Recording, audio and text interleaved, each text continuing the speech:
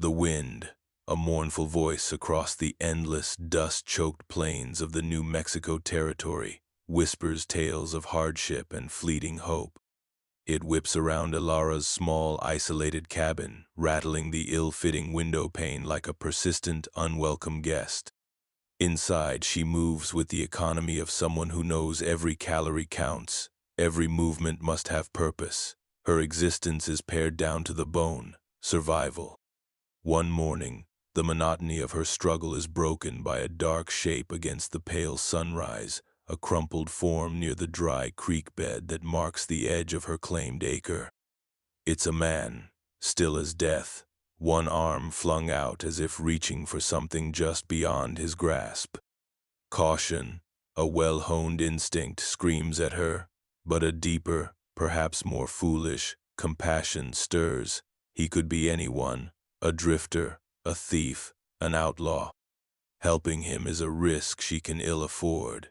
Yet, the raw desperation of his posture, the way the indifferent sun already begins to bake the earth around him, tugs at something within her. She approaches, slowly, her late husband's old rifle held loosely but ready. Closer, she sees the telltale signs, the worn gun belt, the lean, haunted look even in unconsciousness, the grime of weeks on the trail. An outlaw, no doubt. Starving, by the looks of him. He is just a man, she thinks, reduced to this by forces she can only imagine. That was a close call.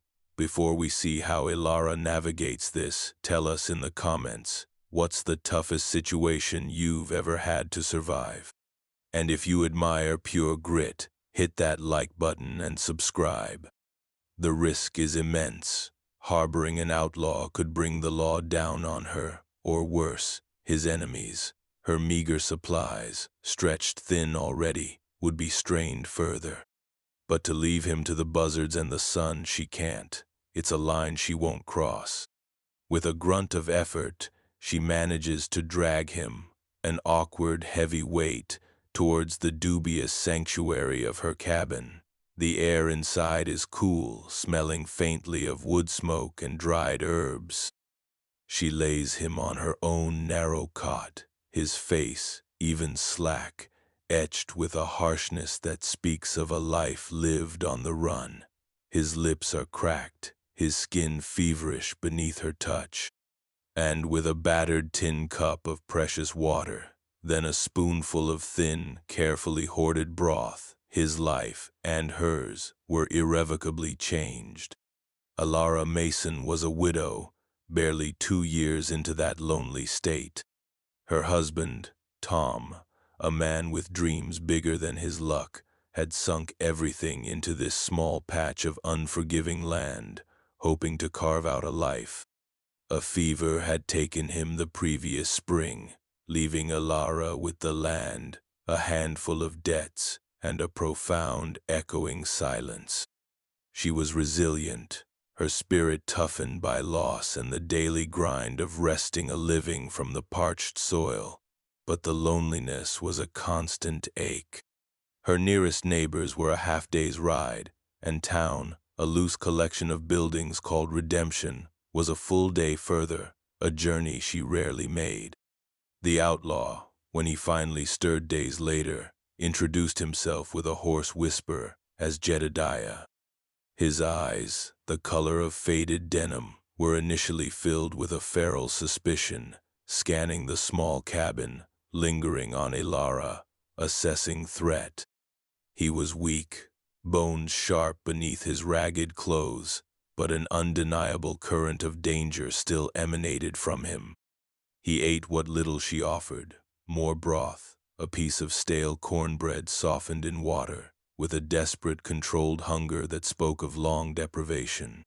He asked no questions about her, and she offered no information about herself beyond the necessities of his care. The silence between them was thick, broken only by the wind outside or the crackle of the small fire she kept for cooking. The landscape itself was a key player in their quiet drama. It was a vast, indifferent canvas of browns and grays, stretching to a hazy horizon under a sky that was often too bright, too empty. It offered little solace and demanded constant vigilance. Weeks before finding Jedediah, Alara had seen a posse, a grim line of riders stark against the skyline, moving with purpose. They hadn't come near her land, but their passage was a stark reminder of the harsh justice of the frontier and the severe consequences for anyone caught on the wrong side of it or aiding those who were. That memory, a micro-cameo of the territory's unwritten laws, had been a cold weight in her gut as she'd first debated helping the fallen man. Her cabin was sparse, a rough-hewn table, 2 chairs, the cot, a stone hearth. Her days were a routine of tending her small vegetable patch, checking her snares for the occasional rabbit, mending and rationing. Now, that routine included tending to Jedediah. She changed his crude bandages. He'd had a festering wound on his leg, likely from a fall or a glancing shot, cleaned him as best she could, and forced him to drink water and broth. He rarely spoke, and when he did, his voice was raspy, his words few. He watched her, though. She felt his gaze follow her as she moved about the small space, a gaze that was initially wary, then unreadable, and finally, she thought, held a dawning awareness of his utter dependence on her. The initial awkwardness was profound. She was a respectable, solitary widow. He was a man outside the law. His presence filled her small home, a disruptive, masculine energy that was both unsettling and, in a strange way she wouldn't acknowledge, a subtle counter to the deep silence she'd grown accustomed to. She was saving his life, spoonful by spoonful, and in doing so, was tying her fate to his, at least for a time. As Jedediah slowly regained a sliver of his strength, a subtle shift occurred. One afternoon, while Alara was outside, struggling to reinforce a section of her small corral fence that a coyote had been testing, he appeared in the doorway, leaning heavily against the frame. He was still gaunt, his movements unsteady, but there was a flicker of something other than raw survival in his eyes. He watched her wrestle with a heavy post, her face grim with effort. "Here," he croaked, his voice still rough. He pushed himself off the doorframe and limped towards her. Alara straightened, surprised. "You should be resting." He ignored her, his gaze fixed on the post.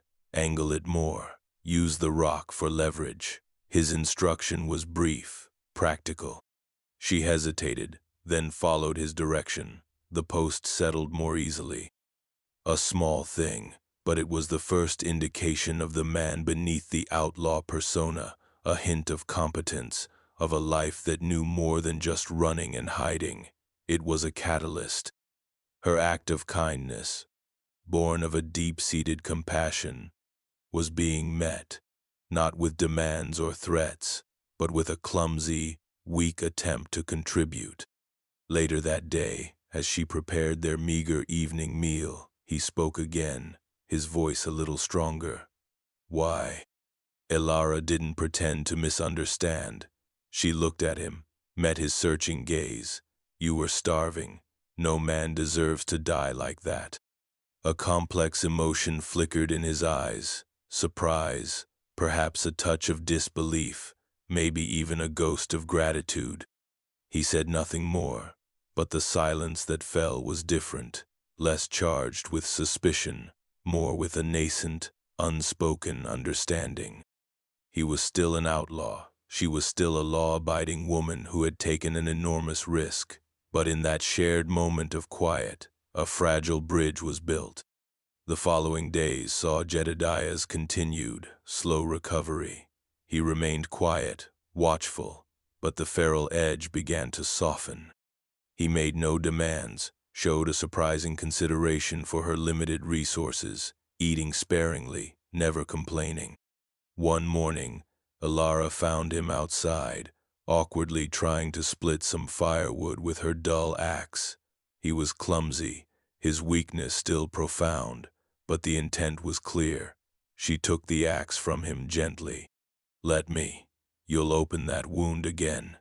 He yielded without argument, but his eyes followed her, a flicker of something she couldn't name, respect, perhaps, or the dawning of a debt. A dust storm blew in a week later, confining them to the cabin for 2 full days. The wind howled like a banshee, flinging grit against the walls, the sky outside a roiling brown. The enforced proximity was intense. They sat in the dim light, the silence broken only by the storm's fury. To Ilara's surprise, Jedediah began to talk, not about his past or his crimes, but small things, observations about the land, a comment on the way the wind sounded through a particular kind of tree he remembered from somewhere else. His voice, stronger now, was low and gravelly. He told a story, obliquely, about tracking a deer for days, the patience it required, the knowledge of the land. It wasn't a confession, but it was a glimpse into a life lived by different rules, a life of keen observation and relentless self-reliance. Ilara, in turn, found herself speaking of her small garden, the struggle to make things grow in the arid soil, the satisfaction of a small harvest. They were simple conversations, devoid of personal history, yet they wove a thin thread of connection in the storm-lashed cabin. The immediate pressing test was the dwindling supply of flour. She had enough for a few more days, perhaps a week if she was careful. Jedediah, noticing her worried frown as she measured it out, said quietly, "When I'm stronger, I can hunt. There's game in them hills, if you know where to look." It was a promise, a recognition of their shared predicament. As Jedediah's physical strength returned, he began to contribute more substantially to the homestead.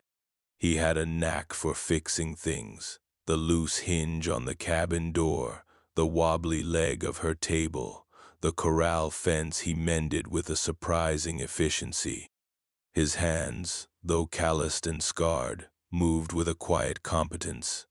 He chopped firewood, his movements economical and powerful, relieving Ilara of one of her most arduous tasks.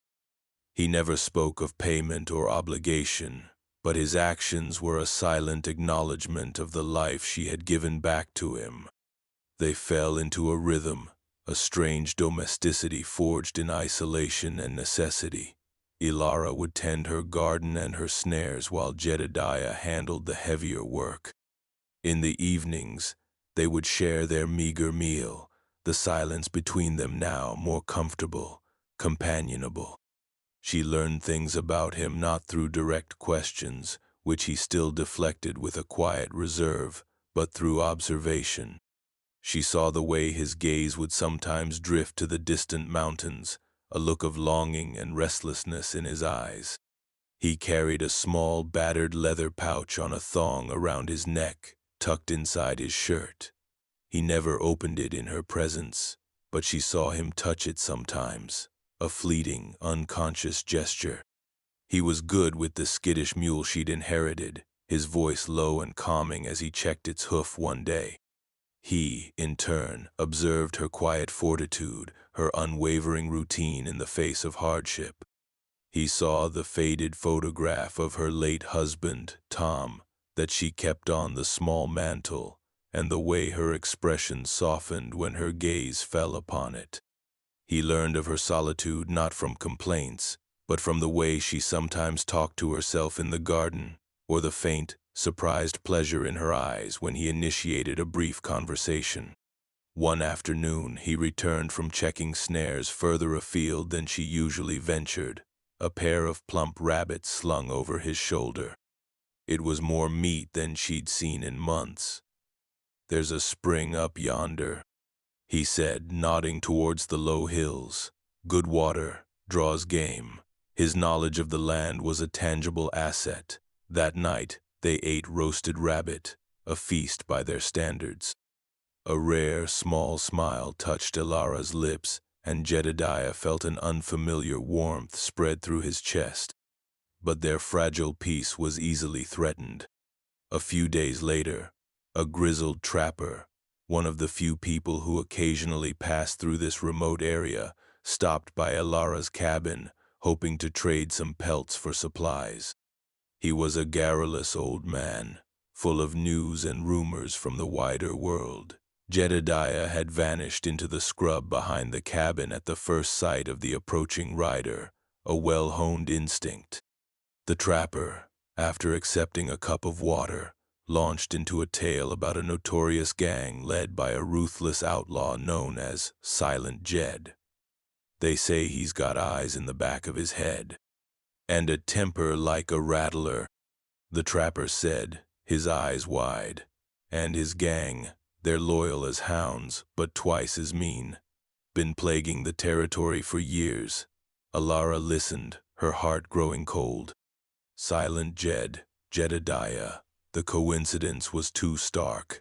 After the trapper left, a pall fell over the cabin. Ilara looked at Jedediah, who had re-emerged, his face unreadable. Was he the man the trapper described, the leader of a ruthless gang? The thought terrified her, making her doubt the quiet, helpful man he had become in her presence. The deepening personal stakes were undeniable. Ilara found herself relying on Jedediah's presence, not just for the physical help, but for the companionship, however unspoken. The thought of him leaving, which she knew he must eventually do, filled her with a dread that was more than just the fear of returning to her solitary struggle. It was a fear of losing this unexpected, fragile connection. For Jedediah, the conflict was equally profound. He felt a growing protectiveness towards this quiet, resilient woman who had saved his life without question. Her simple kindness, her unwavering decency, was a stark contrast to the harsh, violent world he inhabited. Loyalty to his gang, the men who were his family, pulled at him, but the thought of leaving Ilara vulnerable and alone in this unforgiving land gnawed at his conscience. The outside world intruded again, more directly this time. Ilara had made a rare trip to the dilapidated trading post that served as the closest thing to a town, miles away, to trade some dried herbs and vegetables for salt and lamp oil. Pinned to the rough wooden wall of the post was a weathered wanted poster. The sketch was crude, but the name beneath it sent a shiver down her spine. Jedediah Jedstone. Wanted for robbery and evasion of lawful authority. Reward, 500. The description mentioned a distinctive scar above his left eyebrow, a scar she had cleaned and tended. There was no mention of Silent Jed, which gave her a small, illogical measure of relief, yet the reality of his outlaw status was undeniable. She bought her supplies, her hands trembling slightly, and hurried back to the isolation of her cabin, the wanted poster a burning image in her mind. That evening, the atmosphere was thick with unspoken words. Ilara found it hard to meet Jedediah's eyes. He seemed to sense her turmoil. As they ate their meal of beans and cornbread, a small smile, a rare occurrence, touched Jedediah's lips as he recounted a near-comical encounter with a stubborn badger while checking the snares. Ilara felt a lump in her throat. This man, who could make her almost smile with a simple story, was wanted by the law. The contrast was jarring. The next morning, Jedediah was quieter than usual. After their morning chores, he turned to her, his expression somber. "Ilara," he began, his voice low, "I need to be moving on soon." Her heart sank. She had known this moment would come, but the finality of his words struck her hard. "My associates will be expecting me." He looked out towards the distant mountains. "I won't forget what you did for me. No one's ever." He paused, searching for words. "No one's ever shown me that kind of kindness." He couldn't quite meet her eyes. He spoke of leaving within the week, a vague promise that her kindness wouldn't be forgotten hanging heavy in the air between them. The cabin, which had briefly felt less empty, suddenly seemed cavernous and cold again. Jedediah's departure was as quiet and understated as his arrival had been dramatic. He left one morning before dawn, taking only a small portion of the dried meat she offered and a canteen of water. He paused at the door, turning back to look at Ilara. His denim blue eyes, usually so guarded, held a flicker of an emotion she couldn't decipher: gratitude, regret, perhaps something more. "You take care of yourself, Ilara," he said, his voice gruff. Then he was gone, melting into the pre-dawn gloom like a shadow. Ilara stood in the doorway, watching until long after he had disappeared, a hollow ache in her chest. The silence he left behind was heavier, more profound than before. Life reverted to its solitary rhythm, but the memory of Jedediah's presence lingered. The mended fence, the neatly stacked firewood, the faint scent of his tobacco smoke she sometimes thought she caught on the breeze, all were reminders of the outlaw she had nursed back to health. She tried to push him from her mind, to focus on the relentless demands of survival, but an unsettling anxiety remained. She was alone again, truly alone. About a month after Jedediah left, the new threat materialized, not from the law or other outlaws, but from a different kind of predator. A man named Silas Blackwood, a cattle baron from the richer lands to the east, had been gradually expanding his holdings, often through intimidation and ruthless acquisition. Word had reached Ilara, through the same talkative trapper, that Blackwood had his eye on the water rights associated with the small, often dry creek that bordered her property. It wasn't much, but in this arid land, any water was a prize. One afternoon, two hard-faced men, clearly in Blackwood's employ, rode up to her cabin. They didn't dismount, their expressions contemptuous as they surveyed her meager homestead. "Blackwood wants this land," the taller one said, his voice flat and menacing. "He's prepared to offer you a fair price, $50, for your trouble." $50 was an insult, barely enough to get her to the next town, let alone start a new life. "This land is mine," Ilara said, her voice trembling slightly but firm. "It's not for sale." The man sneered. "Everything's for sale, ma'am. Some just need more persuading than others. Mr. Blackwood ain't a patient man. You got a week to clear out, or we'll clear you out." They wheeled their horses and rode off, leaving Ilara shaken and terrified. A week. The deadline hung over her like a death sentence. She had no one to turn to. The law in redemption was a distant, ineffective presence, more concerned with lining its own pockets than protecting small homesteaders from powerful men like Blackwood. She thought of Jedediah, a fleeting, desperate hope, but he was gone. An outlaw with his own life, his own troubles. Why would he care about hers? She spent sleepless nights staring into the darkness, her old rifle clutched tight, imagining every sound to be Blackwood's men returning. The weight of her isolation, her vulnerability, pressed down on her. She considered fleeing, but where would she go? This small, hard-scrabbled piece of land was all she had in the world. Blackwood's men didn't wait the full week. 3 days later they returned, not to talk, but to intimidate. They rode through her carefully tended garden, trampling the young plants. They tore down a section of her corral fence, scattering the few chickens she possessed. They didn't touch her, not yet, but their message was clear. "Next time, we won't be so gentle," the tall man called out as they left, his laughter echoing cruelly. Ilara sank to her knees amidst the ruin of her garden, tears of rage and despair finally overflowing. All seemed lost. This was a fight she could not win alone. The final confrontation came 2 days later, under the harsh glare of the afternoon sun. Ilara saw the dust cloud in the distance first, growing steadily larger. Her heart hammered against her ribs. This time there were 4 of them, Blackwood's men, riding with an air of grim purpose. She stood in front of her cabin, the old rifle in her hands, a pathetic defense against their numbers and their ruthlessness. She knew it was hopeless, but she would not cower. They reined in a few yards from her, their faces hard and unyielding. The tall man, clearly the leader, smirked. "Time's up, old woman. Decided to be sensible?" "This is my home," Alara said, her voice surprisingly steady despite the terror that clawed at her. "You have no right." "Right?" He laughed, a harsh, ugly sound. "We make our own right." He nodded to his men. "Persuade her."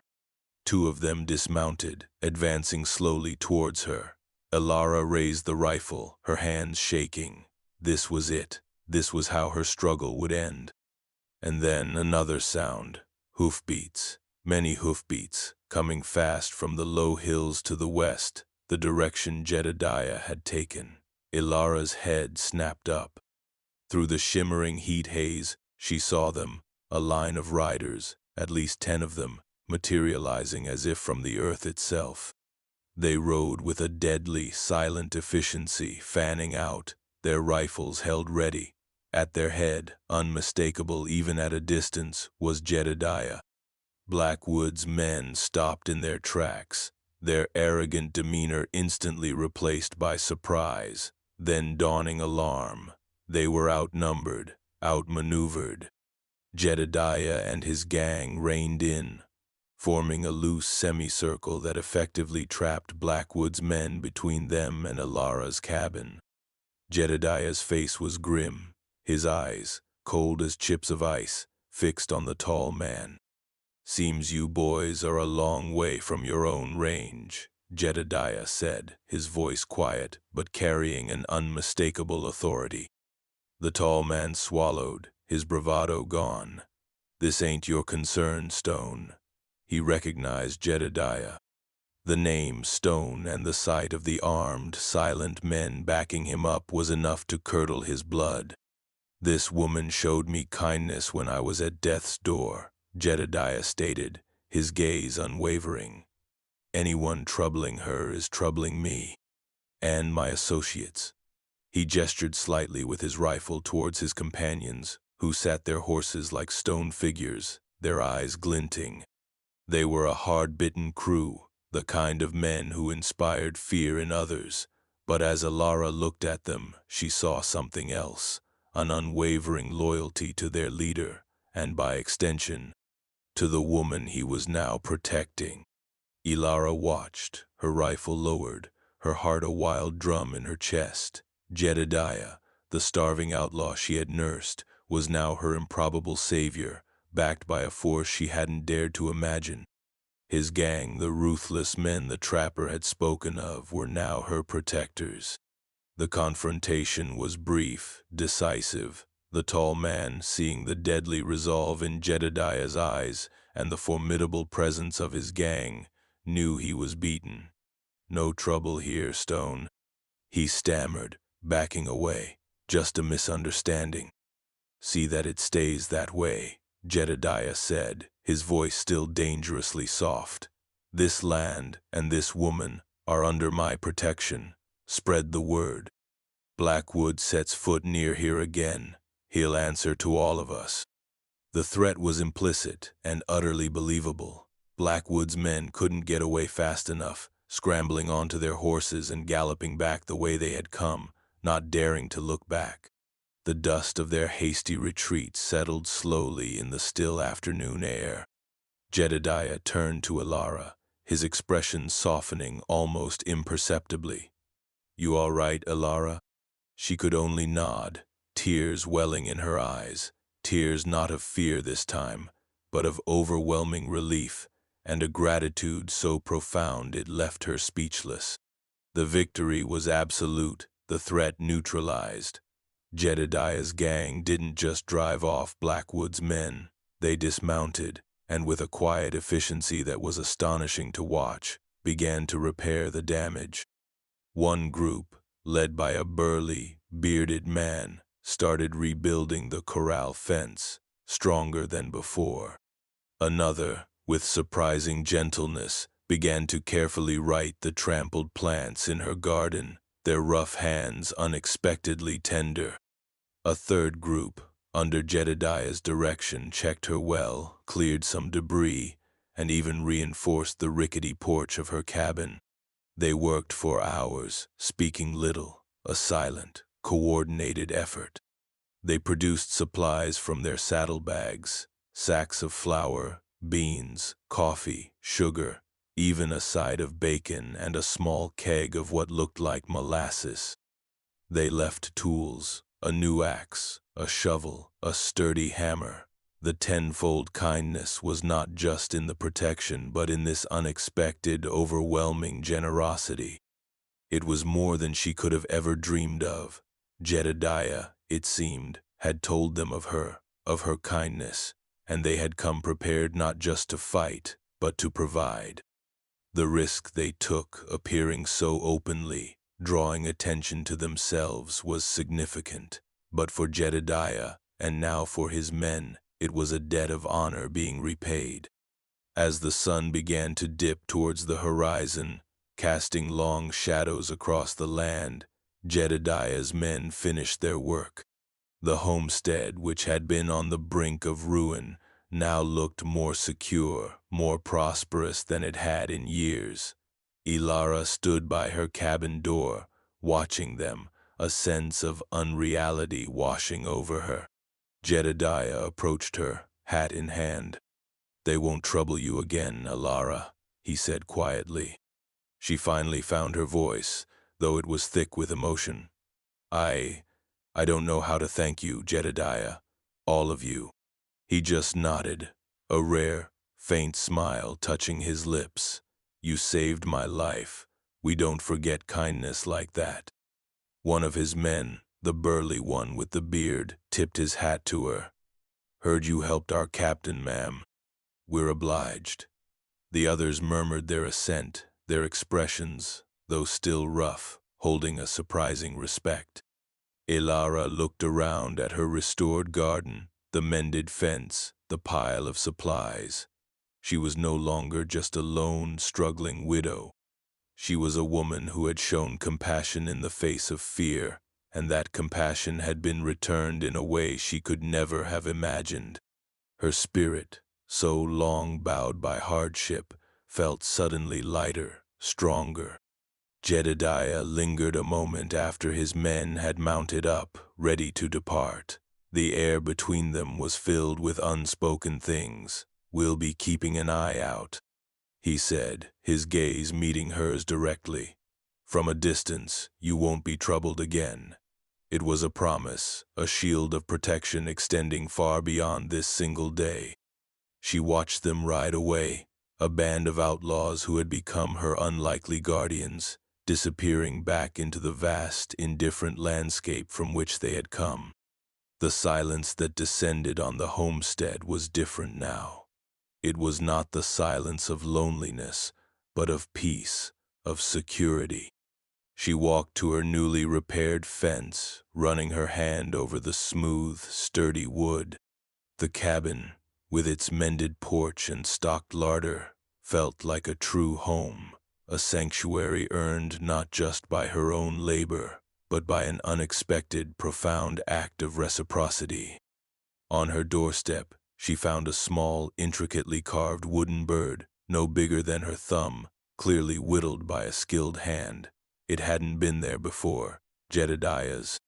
A personal token, a silent testament to the bond they had forged. She picked it up, its smooth wood warm in her palm. She had fed a starving outlaw, and in return, his world, for a crucial, life-altering moment, had protected hers, leaving her with a resilience born of shared humanity and the enduring echo of an unlikely alliance. This story showed love and heroism where least expected. What was your favorite moment of connection between them? Tell us in the comments. Thanks for watching. If you believe in compassion overcoming prejudice and finding love in unexpected places, give this story a like and subscribe for more.